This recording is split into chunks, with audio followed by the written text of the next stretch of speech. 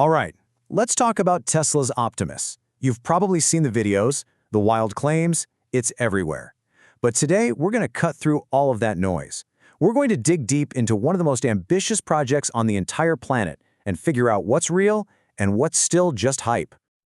And to really get a sense of what we're dealing with, you have to start right here, with this quote from Elon Musk. He's not just talking about a new robot, he's talking about the single biggest product ever, of any kind. That's the starting point for this whole thing, and believe me, it sets the stage for some absolutely monumental claims.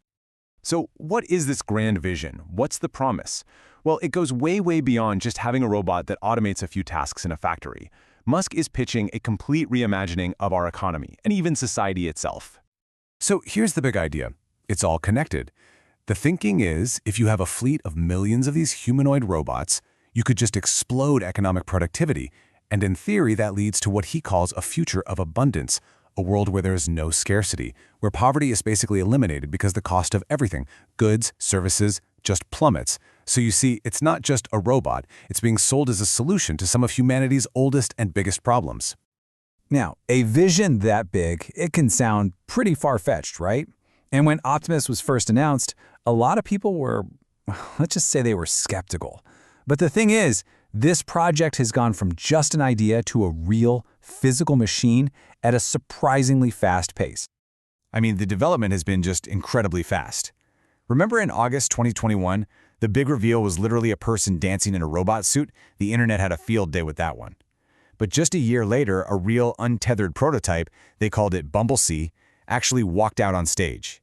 Fast forward to the end of 2023, and we see Optimus Gen 2, which is way sleeker, way more capable, and now the goal is to have them doing actual work in Tesla factories by 2025. That is an unbelievably aggressive timeline. Okay, so this brings us to the real heart of the matter. What is this robot promised to do versus what have we actually seen it do? This is where we separate the hype from the reality.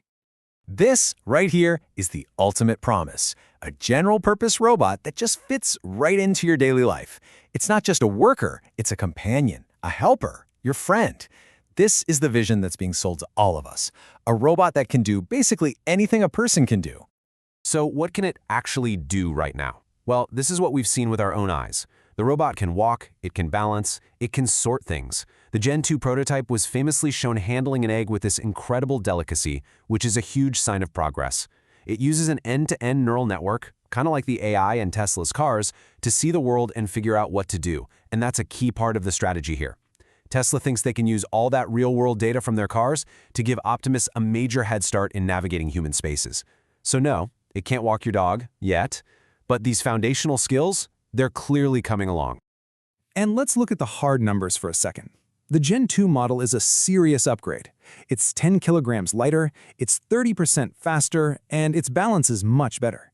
It can deadlift 150 pounds and carry 45 pounds. Now, these specs are super important because they show a clear, measurable path of progress. They're getting better, generation over generation.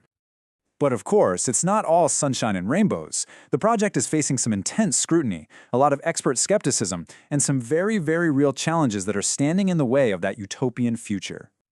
And this brings us to a major point of debate. The public demos look great, right? But they've raised a critical question. When we see Optimus doing these complicated tasks, is that really the robot's own AI doing the work, or is something else going on? This report from Bloomberg really casts a shadow on some of those demos. The claim was that for certain complex interactions, the robots weren't acting on their own at all. They were basically being remote controlled by a hidden human operator. And this is a big deal because it goes right to the heart of the project's progress. If the most impressive things we see aren't real, it suggests the AI might be a lot further behind than we're being led to believe. It's also really important to put Optimus in context with what else is out there. For years, Boston Dynamics and its robot Atlas have been the gold standard, you know? That's the robot famous for doing parkour and backflips. While Optimus is definitely catching up, experts have pointed out that its early hands were pretty basic, and its mobility, while it's getting better, still isn't quite at the level of what competitors have been showing off for a while now. And this expert skepticism really gets to the core of the problem. A general-purpose robot, like the one being pitched, is supposed to do a ton of different things in constantly changing environments. That is a monumentally difficult task. It's why this expert, Alexander Kernbaum, says he thinks we're very far away from a time when that will make sense, adding, possibly not in my lifetime. Oof. And that central challenge of creating a true general AI is just the beginning. There's also market demand. I mean, why would a factory buy a super expensive, super complex general-purpose robot when a cheaper, simpler robot that just does one single task over and over is way more efficient? And then you've got geopolitics. The production of key parts for these robots could get seriously complicated by trade restrictions on things like rare earth metals. So with all of that in mind, what's the path forward?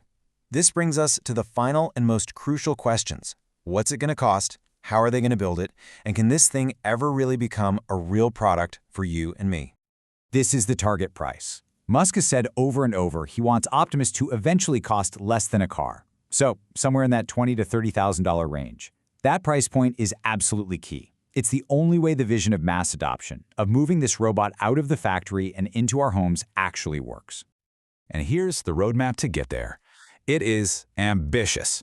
The plan is to start by proving the robots can actually do useful stuff inside Tesla's own factories by the end of 2025. If that works, sales to other companies could start as early as the end of 2026. But the long-term vision is just staggering. The goal is to have millions of these things working inside Tesla's ecosystem by 2029. Millions. So, at the end of the day, we're left with this massive question. On one hand, you have this world-changing vision of a future of abundance. And on the other, you have these immense technological, economic, and political hurdles. So, is Optimus on the verge of becoming the biggest product ever? Or is it a brilliant, beautiful dream that's still decades away from reality? The next few years are going to tell us everything.